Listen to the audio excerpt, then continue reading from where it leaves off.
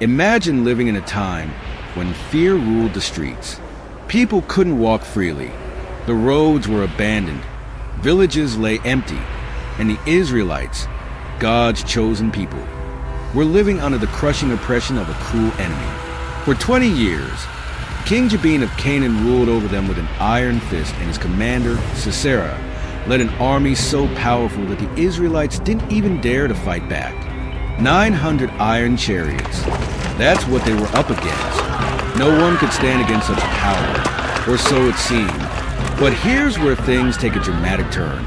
Warrior, not a soldier, not even a king, but a woman, a prophetess, who heard from God and judged Israel with wisdom and strength.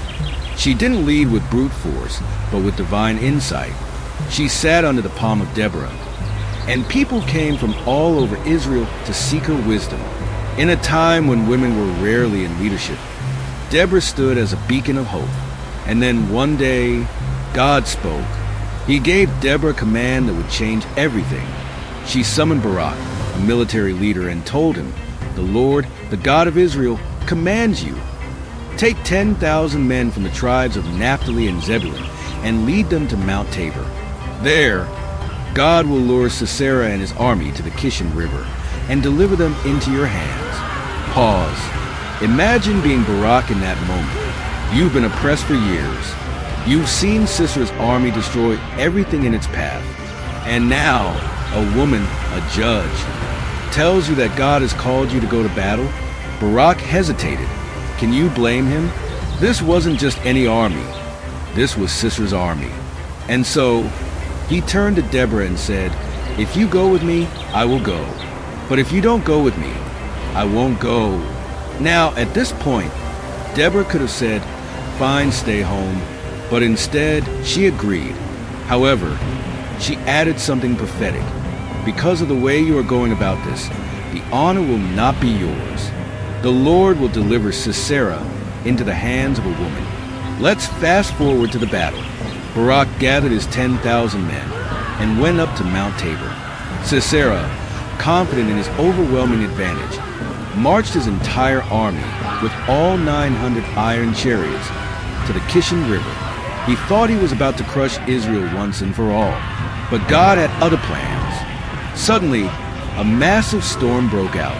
The ground, once dry and solid, turned into a swampy mess. The iron chariots, the very thing that gave Sisera the advantage, became useless, stuck in the mud. Panic spread among his troops. The Israelite soldiers, led by Barak, rushed down the mountain and overwhelmed Sisera's forces. It was a total defeat. But what about Sisera? He saw the disaster unfolding and knew he was doomed. So, he did something unexpected. He abandoned his chariot and ran on foot. Now, here's where the story takes another unexpected turn. Sisera ran to the tent of a woman named Jael, the wife of Heber the Kenite. She welcomed him in, gave him a drink of milk, and covered him with a blanket. He felt safe, comfortable, and exhausted. So, he drifted into a deep sleep. But while he slept, Jael took a tent peg and a hammer. She tiptoed over to where he lay, raised the hammer high, and drove the peg straight through his temple. He never saw it coming. When Barak finally arrived, still in pursuit, Jael greeted him with calm confidence and said, "Come, and I will show you the man you are looking for." And just like that, Deborah's prophecy was fulfilled. Sisera had not fallen by Barak's sword, but by the hand of a woman. This victory was a turning point. Israel grew stronger, and eventually, King Jabin was completely defeated. And for the next 40 years, the land had peace. Now, let's pause for a moment and think about this. What made Deborah so special? It wasn't that she was the strongest. It wasn't that she had an army of her own. It was her faith.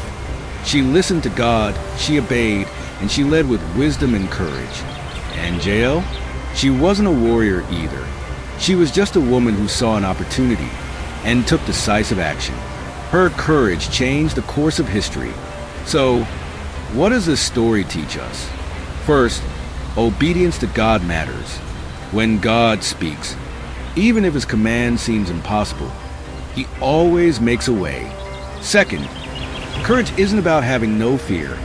It's about acting in faith despite the fear. And third, God can use anyone, a prophetess, a hesitant leader, a housewife. It doesn't matter who you are. When you align yourself with God's plan, He will do incredible things through you. So, if this story has inspired you, imagine what else is waiting in the Bible. There are countless stories of faith, courage, and divine intervention that we'll be diving into. Make sure you subscribe so you don't miss any of them. Trust me, you won't want to miss what's coming next.